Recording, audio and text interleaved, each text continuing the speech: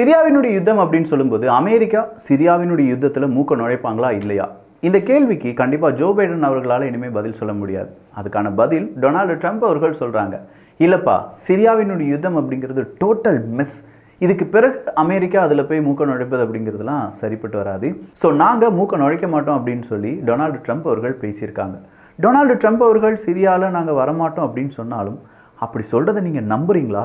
இல்லை சிரியாவில் நடக்கக்கூடிய யுத்தத்தை பற்றி டீட்டெயிலான காணொலி அப்படிங்கிறது தமிழ் பட்சத்தில் ஆல்ரெடி பதிவு பண்ணியிருக்கோம்.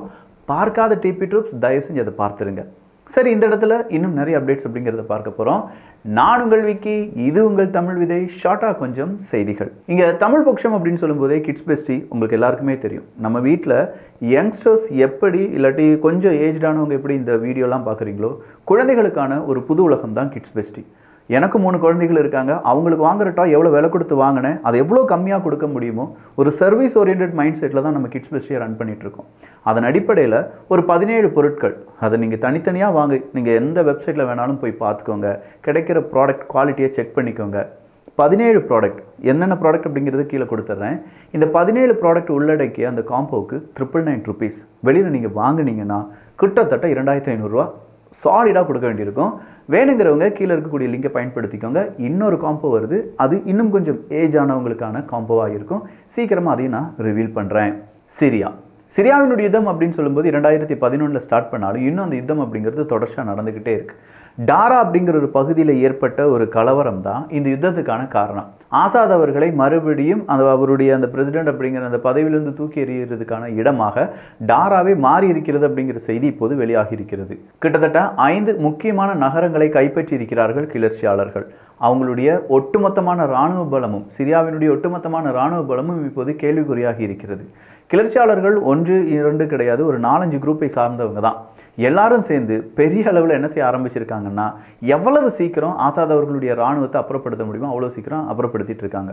அது கூடவே அவங்களுக்கு கிடைக்கக்கூடிய ஆயுதங்கள் எல்லாமே கையகப்படுத்த ஆரம்பிச்சிருக்காங்க.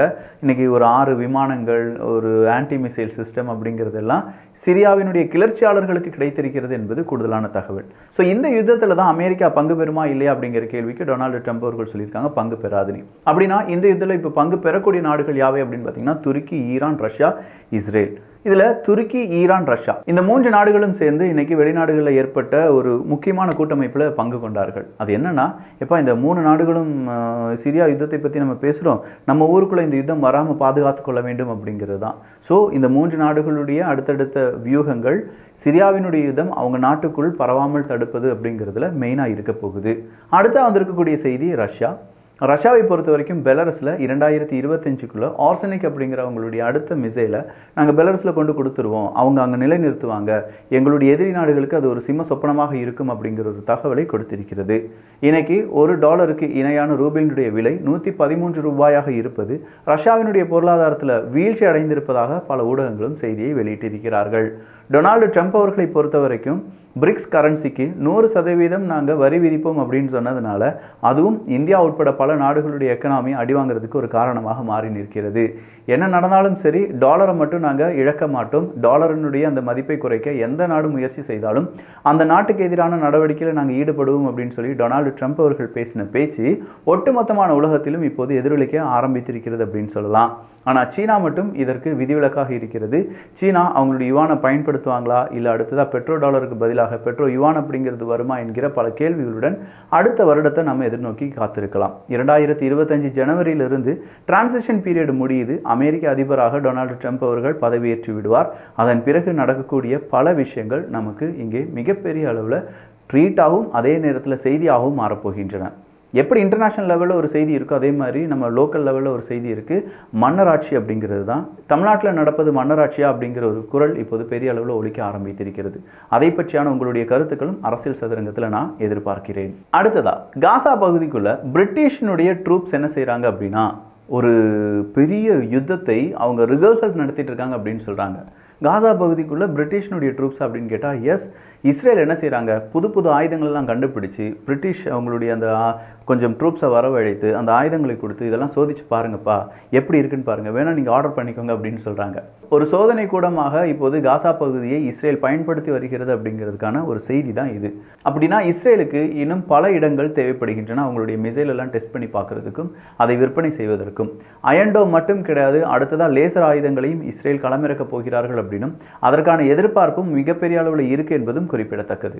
ஸோ டைரக்ட் எனர்ஜி வெப்பன்ஸ் தான் அடுத்த ஜென்ரேஷன் வெப்பன் அப்படின்னு சொல்லும்போது அதை ஆயத்தமாக தயார்படுத்தி வருகிறார்கள் பல நாடுகள். அதில் முக்கியமான ஒரு நாடு இஸ்ரேல் என்பதில் மாற்று கருத்தே கிடையாது. United Arab Emirates, Cyprus president's 2 பேருமே பேசிக்கொண்டார்கள் என்கிற செய்தி வெளியாகி இருக்கிறது. ஜெர்மனியில் ஏற்பட்டு இருக்கக்கூடிய பட்ஜெட் பிரச்சனை அப்படிங்கிறது ரொம்ப தற்காலிகமானது தான், சீக்கிரமாக அது முடித்து வைக்கப்படும் என்கிற தகவல் வெளியாகி இருக்கிறது. இன்னைக்கு தென்கொரியாவை நீங்கள் எடுத்து பார்த்தீங்கன்னா கிட்டத்தட்ட 1,50,000க்கும் மேற்பட்ட நபர்கள் ஸ்ட்ரீட்டில் வந்து போராடுறாங்க. என்னப்பா என்ன பிரச்சனை அப்படின்னு சொல்லி பார்க்கும்போது அதெல்லாம் கிடையாது, ஊனவர்களை உடனடியாக என்ன செய்யுங்க, வேலையை விட்டு ராஜினாமா பண்ணிடுங்க அப்படின்னு சொல்கிறது தான் அவங்களுடைய குரல். ஊனவர்கள் மார்ஷல் லா அப்படிங்கிறத ஆக்டிவேட் பண்ணுறாங்க, அதன் பிறகு அதை ரிவர்ட் பேக் பண்ணுறாரு. இப்போ அவரை இம்பீச்மெண்ட் பண்ணலாமா அப்படின்னு சொல்லி யோசிச்சுட்டு இருக்கும்போது, வேலையை விட்டு அவருடைய அந்த பிரசிடென்ட் பதவியை விட்டு தூக்கிடலாமா அப்படின்னு யோசிக்கும்போது எதிர்க்கட்சி தலைவர்கள் அதுக்கெல்லாம் முயற்சி செய்தார்கள். பட் அது முயற்சி வெற்றி பெறவில்லை. மறுபடியுமே தலைவராக யூனவர்கள் இருக்க போகிறார்கள். ஆனாலுமே யூனவர்களுக்கு எதிரான மக்கள் புரட்சி அப்படிங்கிறது வெடிக்க ஆரம்பித்திருக்கிறது. தென்கொரியாவில் மீண்டும் ஒரு அதிபர் சிக்கலில் சிக்கியிருக்கிறார் என்பது கூடுதலான தகவல். பாரிஸில் வச்சு ஜெலன்ஸ்கி அவர்களை சந்தித்து பேசிக்கொண்டார் டொனால்டு ட்ரம்ப் அவர்கள். ஏன்னா அங்கே ஒரு சர்ச் மிகப்பெரிய அளவில் ஃபயர் ஆக்சிடென்ட் ஆகி அதை இப்போ தான் புனரமைத்திருக்கிறார்கள். 4-5 வருடங்கள் ஆகிவிட்டது. அந்த சர்ச்சுக்கு தான் இப்போ யார் போயிருக்காங்கன்னா டொனால்டு ட்ரம்ப் அவர்கள் போயிருக்காங்க. அது கூடவே ஜெலன்ஸ்கி அவர்களும் இருந்ததாகவும் சீக்கிரமாக இந்த 2 பேரும் பேசிக்கொள்வார்கள் அப்படின்னு சொல்லி எதிர்பார்க்கப்பட்ட போது அது பாரிஸில் வச்சே நடந்துருச்சு. ஸோ இப்போ ஜெலன்ஸ்கி அவர்களுக்கான ஆதரவு இல்லாட்டி அவங்களுக்கு தேவையான உதவிகளை டொனால்டு ட்ரம்ப் அவர்கள் இனிஷியலாக கொஞ்சமாக செய்கிறதுக்கான வாய்ப்புகள் இருக்குது அப்படின்னு சொல்லப்படுது. நாசாவை பொறுத்த வரைக்கும் 50 வருடங்களுக்கு பிறகு மறுபடியும் 3க்கு மனிதர்களை அனுப்பக்கூடிய அந்த ப்ராஜெக்டை டிலே பண்ணியிருக்காங்க. இன்னுமா அந்த டெக்னாலஜி நம்ம கைக்கு வந்து சேரலை அப்படிங்கிற கேள்வி இப்போது பலரிடம் இருக்கிறது. காசாவுக்கு தொடர்ச்சியாக அரபுலக நாடுகளுடைய உதவிகள் போய்கொண்டிருக்கின்றன. ஆனால் அந்த உதவிகள் சரியாக அங்கே இருக்கக்கூடிய மக்களுக்கு சென்றடைகிறதா, அதை வழியிலேயே இஸ்ரேல் தடுத்து விடுகிறார்களா என்பதை பற்றியான தீவிரமான விசாரணை செய்யப்பட வேண்டும் என்கிற கோரிக்கையும் வலுத்து வருகிறது. இயற்கை முறை விவசாயத்தை இந்திய விவசாயிகள் கடைபிடிக்க வேண்டும் அப்படின்னு சொல்லி இந்தியாவினுடைய குடியரசுத் தலைவர் கேட்டுக்கொண்டிருக்கிறார். இயற்கை விவசாயத்தை கைவிட்டு விட்டோம் என்றால் வரும் தலைமுறை ரொம்பவே கஷ்டப்படுவாங்க அப்படிங்கிறது தான் இப்போது நம்முடைய குடியரசுத் தலைவருடைய கோரிக்கை. யூகேல புயல் டாரா ஏற்படுத்தின பாதிப்பு அப்படிங்கிறது ரொம்ப கூடுதலாக இருக்கு. பல நாடுகளையும் இந்த டாரா புயல் பாதித்திருக்கிறது. சில பகுதிகளில் கிட்டத்தட்ட 3,25,000க்கும் அதிகமான மனிதர்கள் கரண்ட் இல்லாமல் பாதிக்கப்பட்டிருக்கிறார்கள் என்பதும் கூடுதலான தகவல். இந்த டாரா புயலிலிருந்து யூகே அவங்களுடைய ட்ரெயின் சர்வீஸ் எல்லாமே முடக்கி வைத்திருந்தார்கள். சீக்கிரமாக அதிலிருந்து நாங்கள் விடுபடுவோம் அப்படிங்கிற அறிவிப்பையும் யூகே கொடுத்திருக்காங்க. புதிய காற்றழுத்த தாழ்வு மண்டலம் அப்படிங்கிறது உருவாகி இருக்கிறது. தமிழ்நாடே அடுத்த மழைக்கு கொஞ்சம் தயாராகி கொள்ளுங்கள். இந்த டிசம்பர்லேயே 2 முறை அடுத்ததாக மழை பெய்யும் அப்படின்னு சொல்லியிருக்காங்க. ஸோ எல்லாத்துக்குமே எல்லாரும் தயாராகி கொள்ளுங்கள் என்பது தாழ்மையான வேண்டுகோள். நான் மறுபடியும் சொல்கிறேன், கிட்ஸ் பெஸ்டியில் உங்களுக்கு ப்ரைஸ் கம்பேர் பண்ணிக்கோங்க, குவாலிட்டி கம்பேர் பண்ணிக்கோங்க. 17 பொருளுக்கான காம்போக்கான லிங்க் கீழே டிஸ்கிரிப்ஷனில் இருக்குது. 999 rupeesக்கு இப்போவே நீங்கள் வாங்கிக்கலாம். நல்லதை பகிர்ந்து நல்ல சமுதாயத்தை உருவாக்குவோம். நன்றி, வணக்கம்.